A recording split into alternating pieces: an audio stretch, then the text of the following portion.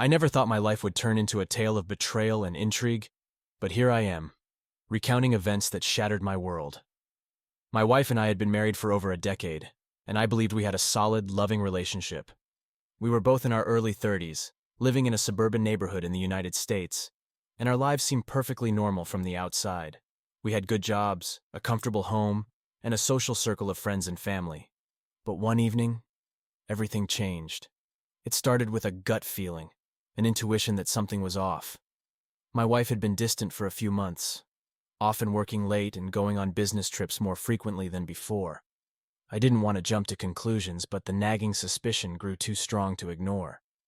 I decided to do something I never imagined I would do. I hired a private investigator. The investigator was discreet and professional. He assured me that he would find out the truth, whatever it might be. Weeks passed, and the anticipation gnawed at me. When the investigator finally called me in to discuss his findings, my heart pounded with anxiety. I sat in his dimly lit office, the walls lined with filing cabinets and photographs of other cases. He handed me a folder and said, "I'm sorry." Inside the folder were photographs and documents that confirmed my worst fears. My wife was having an affair with her boss. The pictures showed them together at a hotel, in intimate moments that left no doubt about their relationship. My mind reeled as I tried to process the betrayal. How could she do this to us, to our life together? I confronted her that night. She didn't deny it. Instead, she broke down, confessing that it had been going on for almost a year. She claimed it was a mistake, that she still loved me and wanted to make things right. But the damage was done. I felt a profound sense of loss, not just of my wife, but of the life and future we had planned together. The days that followed were a blur. I moved out of our home and stayed with a friend while we sorted through the legalities of separation. It was during this time that the story took an even darker turn. The investigator called me again, saying he had uncovered more information that I needed to see. We met, and he laid out a series of documents that revealed my wife's affair was not just a personal betrayal, but part of a larger, more sinister plot. Her boss was involved in illegal activities, money laundering and fraud, and she had been helping him. The affair had started as a manipulation, a way to pull her into his schemes. She was in deeper than I could have ever imagined, and now she was in danger. The investigator suggested going to the authorities, but I hesitated. Despite everything, I didn't want to see her go to prison. I was torn between my anger and my lingering feelings for her. In the end, I decided to take matters into my own hands. I started digging into her boss's activities, using my skills as a software engineer to hack into his accounts and gather evidence. It was risky, and I knew I was breaking the law, but I couldn't stand by and do nothing. I spent countless nights piecing together his network, uncovering a trail of corruption that led to some powerful people. The more I uncovered, the more dangerous it became. I was being watched, followed by men in dark suits who clearly didn't want me to expose their operations. I took precautions, changing my routines, encrypting my communications, and meeting the investigator in secret locations. It felt like a spy thriller, but it was my reality. As I gathered the evidence, I realized I couldn't do it alone. I reached out to an old friend from college who worked for the FBI. I laid out everything I had discovered, and he agreed to help.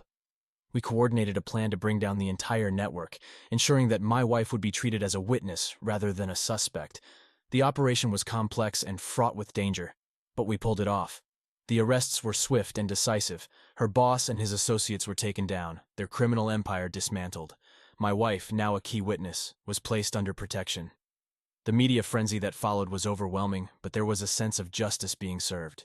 With the ordeal behind me, I tried to pick up the pieces of my life. The divorce was inevitable, and we finalized it quietly. She moved away, starting a new life far from the chaos we had endured. As for me, I found solace in my work and in the support of my friends and family. The experience had changed me, leaving scars that would never fully heal, but also teaching me about resilience and the importance of integrity. To those reading this, I ask, how do you rebuild trust after such a betrayal? How do you move forward when the past keeps pulling you back?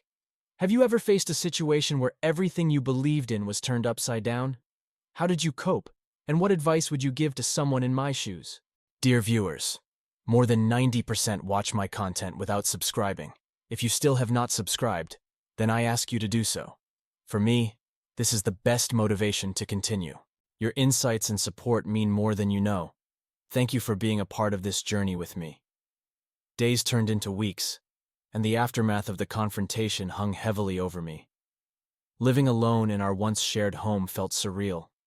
The silence was both a comfort and a torment, giving me ample time to reflect on everything that had happened. Each room seemed to hold a memory, a ghost of the life we had built together. I spent hours in my office, poring over the investigator's findings and the emails I had uncovered, trying to piece together the full scope of her betrayal. One evening, as I sifted through the evidence yet again, my phone buzzed with a call from the private investigator. He had more information. I drove to his office, a small, nondescript building downtown, and sat down across from him. He laid out new documents, detailing further financial irregularities and connections that pointed to a much larger network of criminal activity. It appeared that my wife and her boss were not acting alone. They were part of a complex web of corruption. The investigator explained that this network involved several high-ranking officials and businessmen, all using their positions to launder money and engage in fraudulent activities. My wife, initially an unwitting participant, had become deeply entangled in their schemes. This revelation hit me like a punch to the gut. The woman I had loved and trusted was now implicated in a massive criminal conspiracy. Determined to see this through, I agreed to work with the investigator to uncover the full extent of the network. We spent countless hours analyzing data, following leads, and gathering evidence. It was like something out of a spy novel. But this was my reality. The deeper we delved, the more dangerous it became. We were dealing with powerful people who would do anything to protect their secrets. One night, as I was returning home, I noticed a car tailing me. My heart raced as I took a few sharp turns, trying to lose them. I eventually managed to shake the tail, but the incident left me shaken. I realized that I was not just fighting for justice. I was fighting for my safety. I started taking precautions, changing my routines, being more vigilant about my surroundings, and keeping a low profile. Despite the danger, I couldn't back down. The investigator and I uncovered enough evidence to bring to the authorities, and the FBI launched a deeper investigation into the network. The arrests started rolling in, and the story made national headlines. The media frenzy was overwhelming, but there was a sense of vindication in seeing justice served. As the legal battles played out, I focused on rebuilding my life. The divorce was finalized, and I moved out of our old house, finding a new place in the city. It was smaller, but it was mine. A fresh start away from the memories of betrayal. I reconnected with friends and family, who had been my rock through this tumultuous time. Their support was invaluable, reminding me that I wasn't alone. In the midst of all this, I decided to channel my experiences into something positive. I started volunteering at a local organization that helped victims of fraud and financial crimes. Sharing my story and helping others navigate their own traumas was cathartic. It gave me a sense of purpose and a way to turn my pain into something meaningful. The emotional scars were still there, but they were healing. Therapy continued to be a crucial part of my recovery, helping me process the trauma and learn to trust again. My therapist suggested writing as a form of therapy, which led me to start a blog. I shared my journey, the highs and lows, the moments of despair and hope. The response was overwhelming. People from all walks of life reached out, sharing their own stories of betrayal and resilience. Through this process, I discovered a new passion for writing. I began working on a book, detailing my experiences and the lessons I had learned. It was a labor of love, a way to make sense of everything and hopefully help others in similar situations. Years passed, and life gradually returned to a new kind of normal. The scars remained, but they were a part of my story, a testament to my strength and resilience. I had come out the other side, not unscathed, but stronger and wiser. Now, as I sit here reflecting on this journey, I can't help but feel a mix of emotions. There's sadness for what was lost, but also gratitude for what I've gained. I've learned that trust is fragile, but essential, that love can be both beautiful and destructive, and that resilience is a powerful force. To those reading this, I ask, how do you rebuild trust after such a betrayal? How do you move forward when the past keeps pulling you back? Have you ever faced a situation where everything you believed in was turned upside down? How did you cope? And what advice would you give to someone in my shoes? Your insights and support mean more than you know.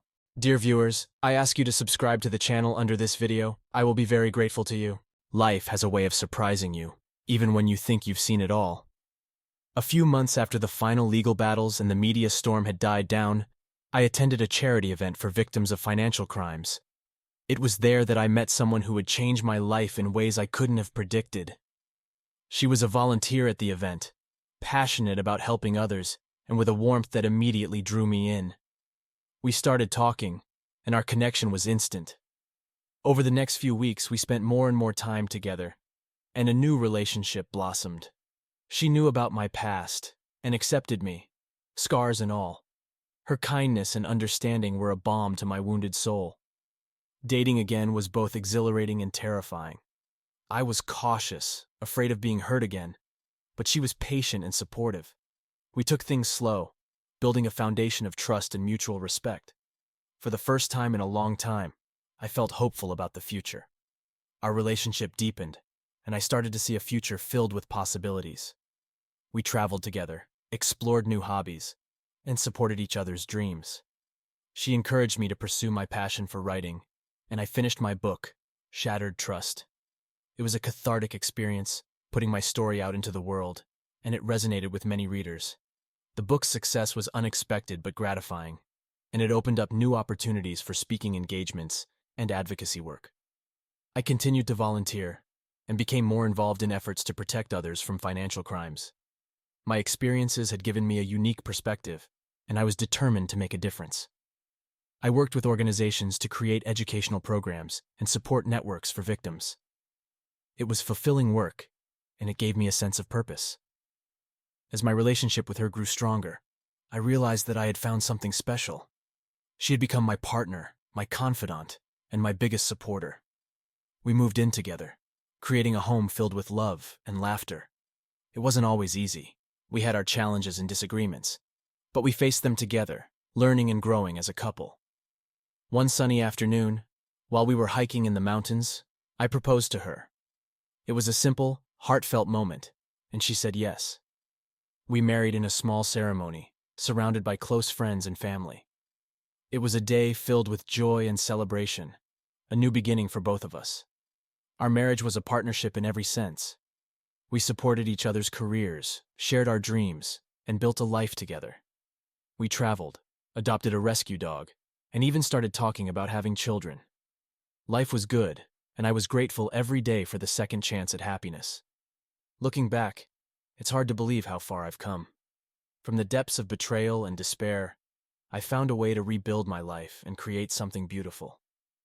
The journey wasn't easy, and there were many times when I wanted to give up, but I'm glad I didn't.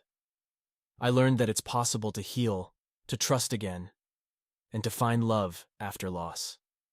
To those reading this, I want to offer a message of hope. No matter how dark things may seem, there's always a way forward.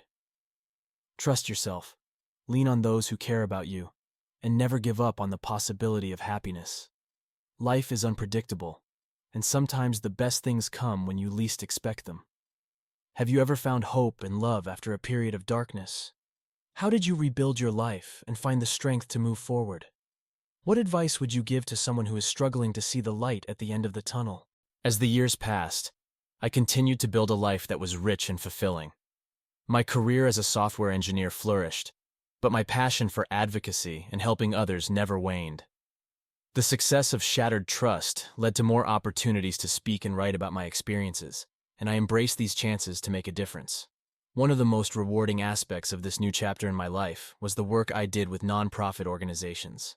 I helped develop programs that educated people about cybersecurity and financial fraud, drawing from my own experiences to highlight the importance of vigilance and integrity.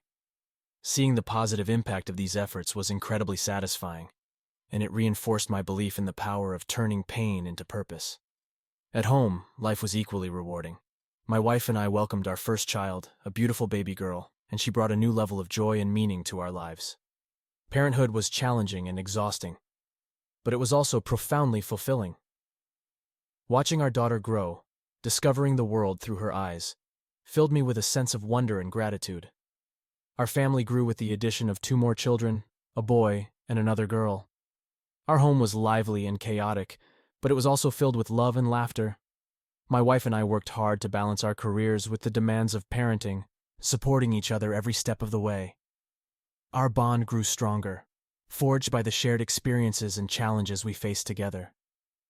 Despite the happiness I found, there were still moments of reflection and introspection. I often thought about my past, not with bitterness, but with a sense of gratitude for the lessons it had taught me. The betrayal and pain had shaped me, but they didn't define me. I had chosen to rise above them, to create a life that was meaningful and filled with purpose. One of the most significant moments in my journey was being invited to testify before Congress about the importance of cybersecurity and protections against financial crimes. Standing before lawmakers, sharing my story and advocating for change was a powerful experience. It was a reminder of how far I had come and the impact I could make. The work was often exhausting and emotionally draining, but it was also incredibly rewarding. I met countless people who had been affected by financial crimes, and their stories fueled my determination to continue fighting for change. Each victory, no matter how small, was a step toward a safer and more just world. As my children grew, I made sure to instill in them the values of honesty, trust, and resilience. I wanted them to understand that while the world could be a difficult place, they had the strength and integrity to navigate it. I shared my story with them in an age-appropriate way, teaching them about the importance of making ethical choices and standing up for what is right. Reflecting on my life, I realized how much I had grown and changed. The man who had been shattered by betrayal was now a loving husband, a devoted father, and a passionate advocate. The pain and heartache had not been in vain. They had shaped me into someone stronger and more compassionate. I also learned the importance of forgiveness, not just for others, but for myself. Holding on to anger and resentment would have only held me back. Forgiving my ex-wife was a difficult process, but it was necessary for my own healing. I realized that she had been a pawn in a larger scheme, and while her actions were inexcusable, she too had paid a high price. Life is unpredictable, and we can't always control what happens to us, but we can control how we respond. I chose to turn my pain into purpose, to use my experiences to help others and create positive change. It wasn't an easy path, but it was one that brought me fulfillment and a sense of accomplishment. To those reading this, I want to say that no matter how dark things may seem, there is always hope. You have the strength within you to overcome adversity and create a life filled with purpose and joy. Surround yourself with supportive people, seek help when you need it, and never give up on yourself. Have you ever found purpose in the midst of pain? How have you turned your struggles into opportunities for growth and positive change? What advice would you give to someone who is feeling lost and betrayed?